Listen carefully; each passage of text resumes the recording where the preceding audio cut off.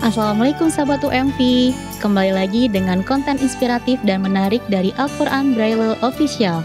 Dengan subscribe, like, komen, dan share konten inspiratif dari Al-Quran Braille Official, sahabat telah ikut berkontribusi dalam program pemberantasan buta huruf Al-Quran Braille. Mari kita simak video berikut ini.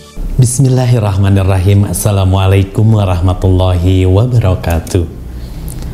Alhamdulillah nahmaduhu wa nasta'inuhu wa nastaghfiruh wa na'udzu billahi min shururi anfusina wa min sayyiati a'malina may yahdihillahu fala mudhillalah wa may yudlilhu fala hadiyalah.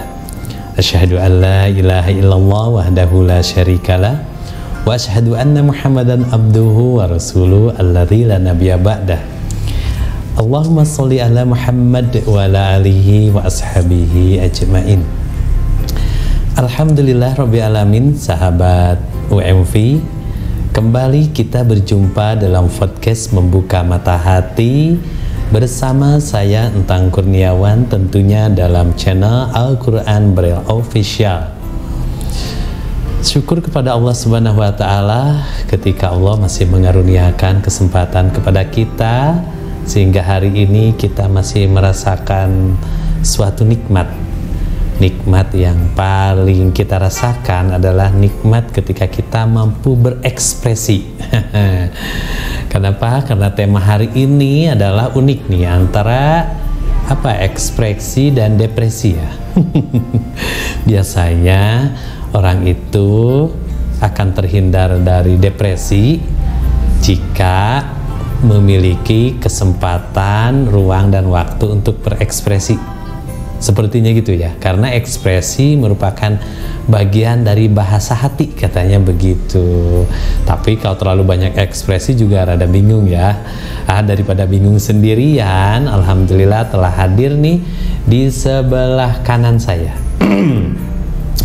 Beliau sosok yang menurut saya sih biasa-biasa aja, ekspresinya juga nggak terlalu nggak begitu banget gitu. Cuman tapi dia juga bukan berarti orang yang mudah depresi. Karena senantiasa melahirkan suatu ide-ide. Siapa lagi kalau bukan Septi Wulandari. Assalamualaikum, Cep. Waalaikumsalam warahmatullahi wabarakatuh. Jadi dalam kesempatan ini kita mau mengekspresikan apa kita berdua ini? Mau mengekspresikan rasa depresi. Iya, jadi akhir-akhir ini banyak sekali ya tentang pemberitaan ya di media sosial, bagaimana orang-orang itu mencari ekspresi. Ada yang positif, ada yang negatif, kan gitu. Terlepas dari semua itu, semua katanya sih untuk menghilangkan rasa kejenuhan atau daripada gabut apa sih? Gabut apa sih gabut? Gabut itu gaji buta, Pak. Gaji buta. Terus apa lagi? Lupa lagi lah, pokoknya bahasa-bahasa anak muda sekarang. Ya Bapak nggak begitu paham. Yang jelas adalah betapa ekspresi itu sangat sangat diperlukan untuk menghindari hal-hal yang ada pada jiwa mungkin ya. Iya gitu. Nah, kamu sendiri nih sebagai sosok anak muda aja. Kamu lebih tua daripada si Vivi. Iyalah Pak. Apalagi Isan. Nah, kira-kira apa perbedaan kamu? Nah, perbedaannya ya. Dalam mengekspresikan sesuatu dibanding dengan adik-adik kamu. Seumuran ya. Misalnya waktu itu kamu umur 19. Ekspresi kamu seperti apa? Terus adik kamu sama. Pernah nggak sih bikin? Coba. Kalau misalnya aku pas umur 19 tahun atau 20 tahun ya Pak ya, kerasanya sih benar-benar ngomong itu nggak difilter Pak. Nggak difilter? Nggak difilter, jadi ngomong asal jeplak aja. Padahal kan kita harusnya mulai memikirkan perasaan orang gitu. Nah dulu tuh usia 19-20 itu ngomongnya ya kesana kesini gitu Pak, asal jeplak. Nah sedangkan kalau misalnya adik yang laki-laki mungkin ya, kok adik perempuan mungkin karena gender nggak tahu ya saya juga. Kalau yang gender juga sama Pak, asal jeplak juga. Asal jeplak. Cuman kalau yang laki-laki lebih ke sikapnya Pak. Jadi laki-laki ketika tidak menerima, ketika tidak sesuai dengan apa yang diinginkan, biasanya kalau yang adik laki-laki itu lebih outputnya itu jadi melakukan hal-hal yang ya tidak disukai sih sebenarnya, tetap aja gitu ya Pak, negatif, cuman lebih ke sikap gitu. Negatif itu menurut kamu atau menurut normal? Menurut normal ini mah. Menurut normal. Menurut normal ini mah. Iya. Oh gitu ya. Jadi memang beda-beda ya tiap orang-orang dalam mengekspresikan walaupun dalam usia yang sama. Iya, beda. Mungkin gender juga berpengaruh ya Pak ya. Dan sebetulnya kan berekspresi itu adalah sesuatu yang lumrah terjadi ya pada setiap insan, kan gitu ya. Terutama anak kecil ya, gampang katanya berekspresinya kan gitu. Nah, untuk biasanya ya, misalnya kamu pengen sesuatu, misalnya katakanlah pengen makan, lapar. Iya. Tapi di rumah nggak ada nasi. Apa sih biasanya ekspresi yang kamu lakukan ketika untuk menunjukkan bahwa kamu tuh lapar? Kenapa sih harus nggak ada nasi? Bu. Terus aja gitu. Ibu, paling kalau misalnya gitu, karena kan sudah besar ya Pak ya, jadinya lebih ke kayak cari solusi yang lain, bisa masak nasi atau ya yang gampang aja ya, beli gitu, yang gampang beli. Mungkin kalau misalnya yang umurnya di bawah saya mungkin nangis ya. Iya, seperti kalau anak bayi kan pengen nyusu kan ekspresinya nangis. Iya. Masa kamu nangis juga sih? Enggak, iya. Karena validasi perasaannya Pak. Karena kalau misalnya bayi itu kan ketika menangis itu berarti menyalurkan gitu Pak, rasa emosinya itu tersalurkan. Sedangkan kalau misalnya yang dewasa ini Pak, kadang-kadang itu susah banget untuk memvalidasi perasaan. Kayak misalnya tadi ya lapar, aku nggak lapar, ya udah nanti aja. Itu jadi tidak tervalidasi gitu perasaannya. Sedangkan kalau misalnya anak bayi ketika nangis itu, oh iya kamu teh lapar ya, belum diganti popoknya atau gimana, jadinya mereka itu lebih bahagia mungkin ya Pak ya kalau yang masih kecil itu. Waktu kamu itu apa kecantikan kamu dipakai sama si Ayani, tapi kamu sebetulnya kurang suka ekspresinya apa waktu itu? Waktu itu kayaknya aku yang pernah minjem deh. Waktu itu mungkin karena kalau tergantung Pak, sebenarnya tergantung orangnya seperti apa. Kalau misalnya orangnya Pak, misalnya pakai lipstiknya tuh sampai potong. Tapi kalau misalnya orang yang dewasa itu pasti akan susah ngomong. Curhat nih, karena kamu pernah dipinjemin, ada orang minjem lipstik sama kamu, balik-balik lipstiknya potong. Terus dulu. Kamu berekspresi apa tuh? Diem Pak, dan bilang nggak apa-apa. Padahal itu apa-apa. Jadi beda depresi? Enggak sampai depresi, cuman ada perasaannya yang tidak tersalurkan, malah jadinya jatuhnya itu menggerutu gitu loh Pak. Padahal kan kalau misalnya anak bayi aja Pak, atau anak kecil gitu, misalnya mainannya rusak, pasti dia langsung ngomong kan, ih kamu mah ini aja gara-gara kamu gini-gini, jadinya berantem kan. Kalau kamu diam? Kalau orang dewasa kebanyakannya diam. Cuma jadi kurang senyumnya aja ya? Nah gitu, jadinya yaudah nanti gak akan dipinjemin lagi. Astagfirullah. Oh gitu, jadi mending kalau ngerti didiamin, kalau enggak kan repot juga dong. Iya, jadinya terus-terusan terjadi, jadinya dianya nggak mengerti, tapi di sini merasa tersakiti gitu Pak. Yang di sananya ngerasa ya udahlah nggak apa-apa. Yang di sininya jadinya kesel apa ya? Jadi betul dong ekspresi yang positif. Kira-kira apa tuh? Kalau ekspresi sebenarnya manusia itu Pak, mungkin ya ada yang enakan, ada yang nggak enakan gitu loh Pak ya. Kalau yang misalnya nggak enakan berarti nggak akan diungkapin ya Pak ya. Tapi nanti menunggu waktunya, ketika sudah menunggu limitnya pasti ngomong, tapi itu pun baik-baik biasanya gitu. Nih ya, kamu tuh lipstik aku kan ini udah baru nih, jangan sampai kena potong, gimana sih cara makainya, kayak gitu. Itu tuh udah berapa kali kejadian Pak, nggak mungkin satu kali kejadian tuh kayaknya. Oh, kirain ketika lipstik kamu sama Intan dibalikin dalam keadaan patah, kamu tiba-tiba jadi pendiam 3 hari gitu. Gitu juga nggak sih? Kadang ada mungkin seperti itu juga, ada tindakannya seperti itu. Gitu. Nah, kemudian biasanya kan perempuan nih yang sering kali kalau kamu lagi suka sama seseorang, ekspresinya seperti apa? Suka sama seorang, misalnya kamu suka sama bapak, apa yang akan kamu ekspresikan kayak gitu?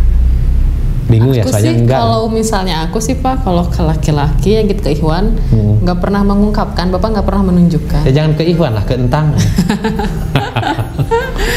Jadi Tidak kalau menunjukkan. laki-laki, Jadi ketika menunjukkan itu ketika memang sudah jelas jalannya. Cila. Oh gitu. Baru kamu berani berekspresi. Iya betul. Kalau enggak mah diam-diam aja Ya gitu. diam saja. Nanti takutnya besar kepala Pak. Ternyata tidak semudah ekspresi makan pedas ya. Langsung histeris gitu ya. Oh, jadi sebenarnya buat kamu sendiri perlu nggak sih yang namanya berekspresi? Dan ya perlu nggak sih kalau kamu sebetulnya? Perlu sih Pak. Perlu, ya? Kadang tapi kalau misalnya sesuai dengan kasusnya bagaimana. Kalau misalnya dikira-kira ini hal sepele gitu, nggak akan dibahas. Tapi kalau misalnya ini hal yang besar, kayaknya perlu dibahas. Tapi ada juga Pak di sisi itu, entah kenapa itu tuh sepele Pak, tapi jadinya besar gitu. Kayak waktu itu tuh pernah ngantri di toko gitu. Padahal sepelenya tuh cuman karena disalip aja. Cuman hari itu tuh nggak tahu kenapa pengen ke ibu-ibunya tuh, ibu tolong ngantri dong, saya juga ngantri di sini. Padahal itu sepele ya Pak ya. Itu bisa jadi besar ya. Iya jadi besar. Jadinya oh kayaknya tuh. So kesel tuh udah kurang ngantri tiba-tiba enu nyalipnya. Iya jadinya perasaannya baru keluar. Padahal kalau dipikir-pikir mungkin menurut orang lain, ih kenapa sih harus kayak gitu? Kan itu cuman hal sederhana aja, nggak usah jadi besar. Nah kadang gitu Pak orang-orang tuh. Di usia sekarang tetap kan masih perlu ruang dan waktu untuk berekspresi. Pernah nggak ada orang yang ngomong gini, ih Sep, kamu tuh lebay deh gitu ya, mengekspresikan sesuatunya gitu. Jadi ada yang komentari ekspresi kamu, pernah nggak sih? Kalau misalnya Rasanya nggak gitu, nggak harus gitu-gitu amat dong Sep, gitu. Pernah nggak sih kayak gitu? kalau misalnya ke aku sih nggak pernah Misalnya Pak. si Renisa. Tapi aku pernah nonton langsung Pak. Pernah nonton langsung. Jadi dia tuh diomongin kayak gitu, diomongin nggak harus lebay. Tapi akhirnya nangis Pak, kejer banget nangisnya. Oh gitu. Terus tangannya tuh Pak bener-bener gemeter gitu. Kenapa?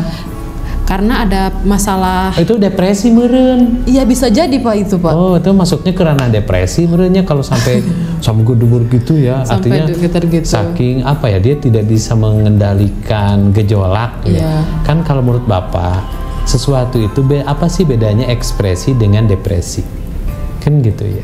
Sebetulnya ekspresi itu adalah memunculkan atau apa ya, mengemukakan sesuatu yang ada dalam dirinya, tentu dengan pola-pola dan manajemennya yang terstruktur.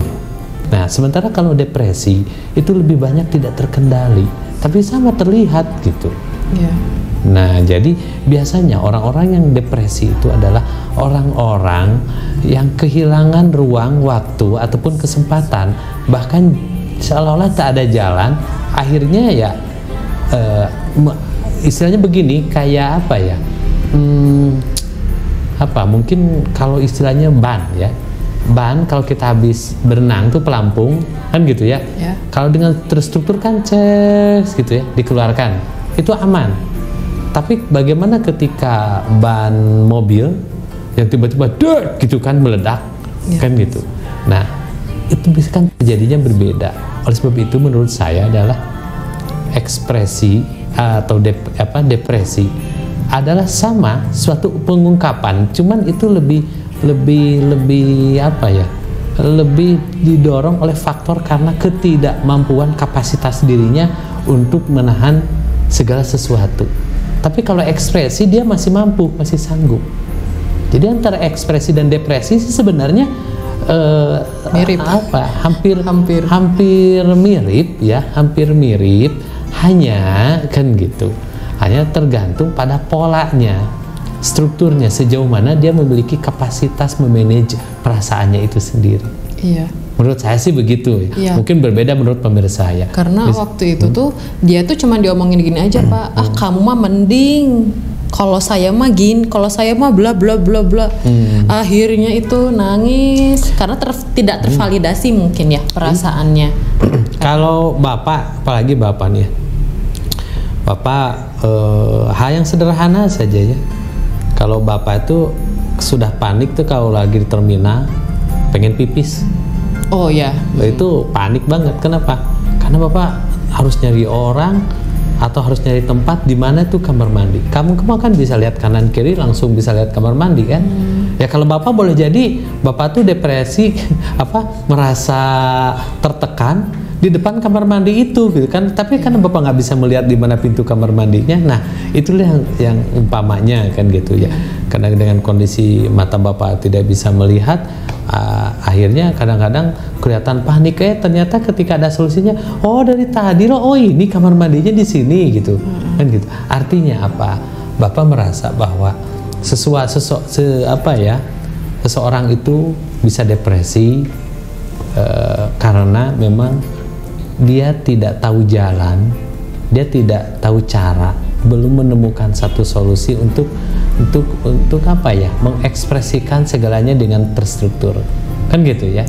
Oleh sebab itu Bapak merasa bahwa antara depresi dan ekspresi itu masuknya ke kesehatan mental kali ya Pak? Iya, maksudnya adalah mental. Iya. Masuknya mental. Lagi happening juga nih Pak tentang kesehatan mental, soalnya kalau yang seumuran saya itu sekarang tuh lagi mengagung-agungkan kesehatan mental. Waktu itu kan kita pernah bahas sandwich, nah itu sandwich generation juga itu bisa menjadi pemicu kesehatan mental kita yang nggak baik gitu loh Pak. Padahal pada umumnya nggak tahu ya kalau misalnya untuk di ilmunya seperti apa, tapi sebenarnya yang bisa mengontrol emosi kita itu sebenarnya ya diri kita kembali sendiri. ke diri kita sendiri ya Pak ya, cara berekspresinya seperti apa gitu ya.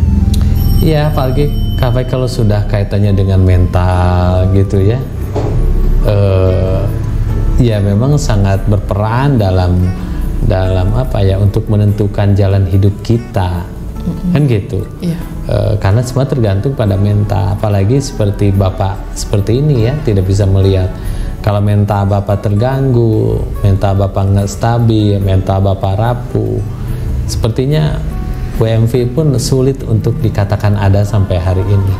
Kadang butuh mental gitu. Mental yang harus dihadapi adalah ketika orang tuh seolah-olah nggak mau memberikan kesempatan gitu saya pada Bapak. Oh iya kan, untuk berbuat sesuatu, misalnya ngatain untuk sekedar untuk sekedar berbicara di depan gitu loh Pak. Atau enggak memimpin salat Pak. Malah ada yang lebih sederhana dari situ. Apa? Untuk menjadi teman kamu aja kadang-kadang, bisa apa ya gitu. Untuk apa ya saya berteman? Akhirnya kadang-kadang maaf ya, kadang-kadang untuk menjadi teman seangkot aja orang tuh nggak mau. Bener loh Sep. Banyak yang orang ketika Bapak duduk di sampingnya tiba-tiba jadi bergeser menjauh. Ada nasihat yang kayak Kenapa gitu. itu Pak kira-kira? Ya mungkin takut meureun dia tuh ningali takut menular meureun kan gitu. Meureun kan gitu ya. Bahkan ya itu tadi gitu. Ketika mental tidak stabil banyak yang ganggu, termasuk dalam ya mencari rezeki gitu Sep. Kan gitu. Jadi banyak orang yang bisa apa sih seorang tunanetra kan gitu ya. Sehingga kesempatannya jangankan punya kemauan aja seolah-olah nggak dipercaya orang. Iya. Nggak percaya saya punya kemauan. Bahkan sampai ada yang bilang nggak percaya saya tuh udah berumah tangga. Emang gimana sih caranya tunanetra berumah tangga bisa menafkahi anak istri? Itu juga kadang-kadang bikin down loh. Sehingga saya membutuhkan ruang dan kesempatan itu. Maka buat Bapak itu WMV itu adalah sarana Bapak untuk mengekspresikan. Itu jadi WMV itu bagi Bapak adalah ekspresi Bapak dalam menunjukkan kepada masyarakat bahwa tunanetra itu bisa bisa membuat suatu manajemen, bisa bikin interior, bisa berbuat sesuatu yang sebenarnya jika saling melengkapi dengan yang melihat itu nggak ada masalah. Iya, betul. Jadi mental itu Sep. Tapi kalau Bapak mentalnya jelek digituin udah drop. Ya sampai misalnya ya Bapak ngajak berumah tangga sama seseorang gitu kan. Misalnya dulu sebelum berumah tangga sama ibu, ajak berumah tangga sama seseorang. Terus oleh orang tersebut tuh dikatakan gitu, emang kamu bisa ngasih makan apa sama saya? Waduh, itu kalau orang tidak melihat seperti kamu kan rasanya nggak bisa diharapin kan gitu lah kasarnya gitu. Boro-boro diajak usaha, diajak senyum aja kamu nggak balas, kadang kan gitu. Itu kan benar-benar bikin drop tuh. Nah saya mencoba untuk mengekspresikannya bukan dalam bentuk keputusasaan, tapi saya mencoba bangkit, membangun suatu karya, membuat suatu keinginan, kan gitu. Sehingga jadilah seperti ini. Alhamdulillah, kendati pun tidak harus sampai kekenyangan, tapi nggak pernah kelaparan. Tidak perlu pakai baju mewah, yang penting tetap pakai. Berarti faktornya ada dalam diri ya Pak ya. Kita Ada harus pada membangun rasa pede berarti Iya, kalau pede, gitu. di samping tede. Tede apa tuh? Tahu diri. Oh. Nah, kalau pede kan percaya diri. Ya. Nah, saya tahu diri, tapi saya tahu diri saya ini Allah yang menciptakan. Dan saya percaya diri bahwa percaya dengan segala karunia yang Allah berikan. Sehingga alhamdulillah saya itu lebih kurang berarti 22 tahun Bapak di UMV. 22 tahun. Dari UMV belum apa ya, masih anak-anak gitu kan sampai sekarang. Sekarang mah udah centil ya. Udah pada punya anak sebagian. Ada yang udah punya anak. Jadi buat Bapak antara ekspresi dan depresi.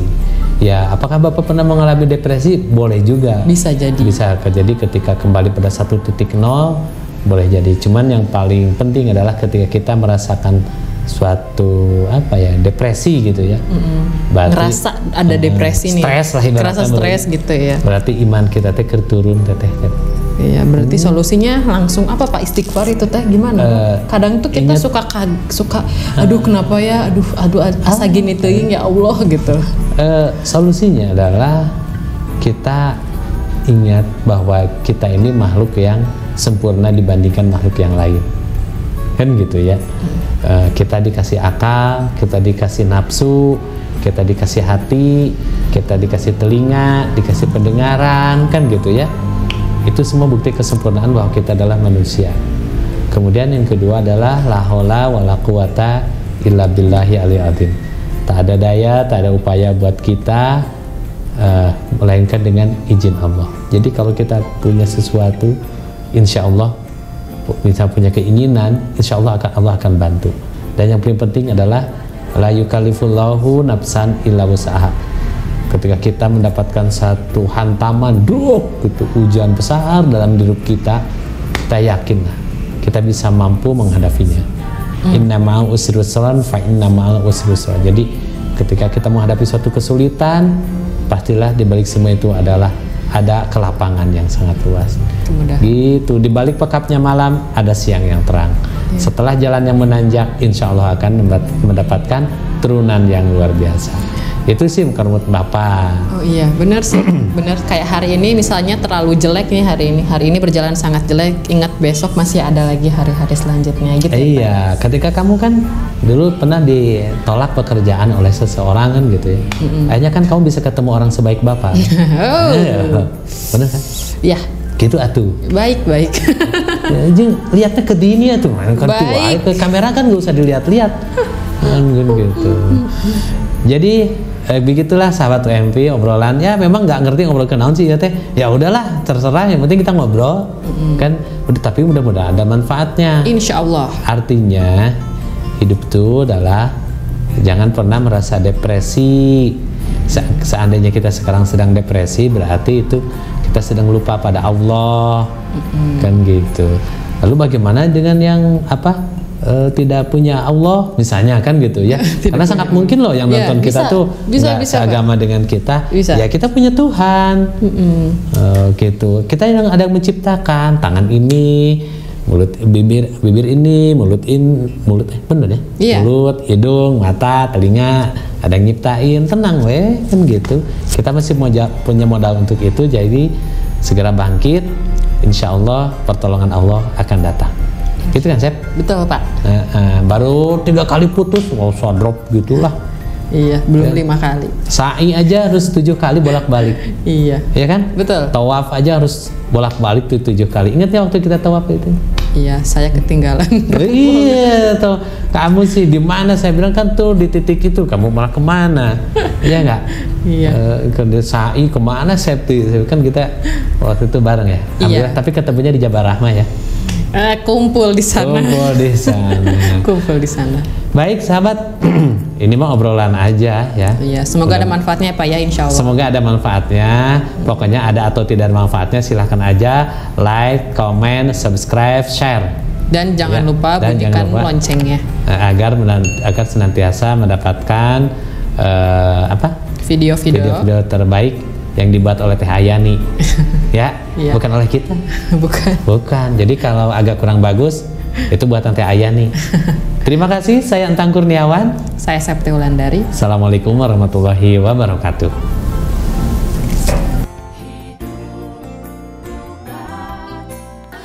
Menjadi kebahagiaan tersendiri di saat Al-Quran Braille terima dan dibaca oleh para insan tunanetra.